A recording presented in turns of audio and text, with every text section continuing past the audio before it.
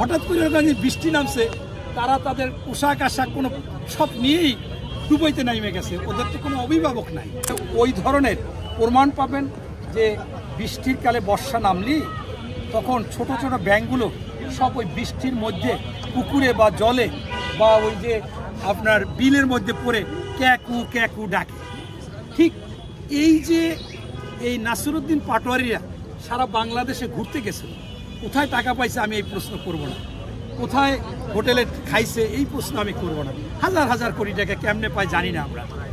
আপনার হঠাৎ করে বৃষ্টি নামছে, তারা তাদের পোশাক আশাক কোনো সব নিয়েই ডুবইতে নামে গেছে, ওদের তো কোনো অভিভাবক নাই। আপনার দেখলাম যে সবাই ডুবাচ্ছে, সেখানে নাহিদও আছে, অমুক আছে, নাসিরউদ্দিন পাটোয়ারি আছে।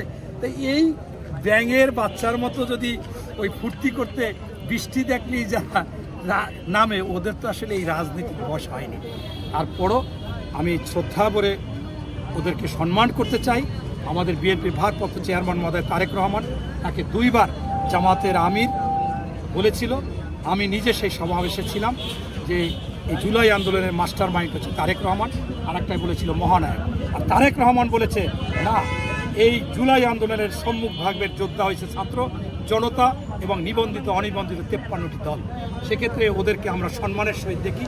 ওরা বয়স ছোট, ভুল করতেই পারে, কিন্তু আমরা ওদেরকে সম্মান দেখিয়ে যাব। ওরা জুলাই যোদ্ধা, ওরা বয়স কম, ভুল করতেছে। বাবারা এখান থেকে বিরত থাকো।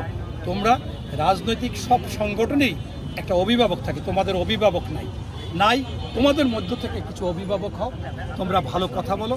তোমরা যখন কেন্দ্রীয় কমিটিতে আছো, এখন তোমাদের একটু এই আজে বাজে বেফাস কথা টথা সামাল দাও, একটু থামো বাবা, একটু থামো। ধন্যবাদ।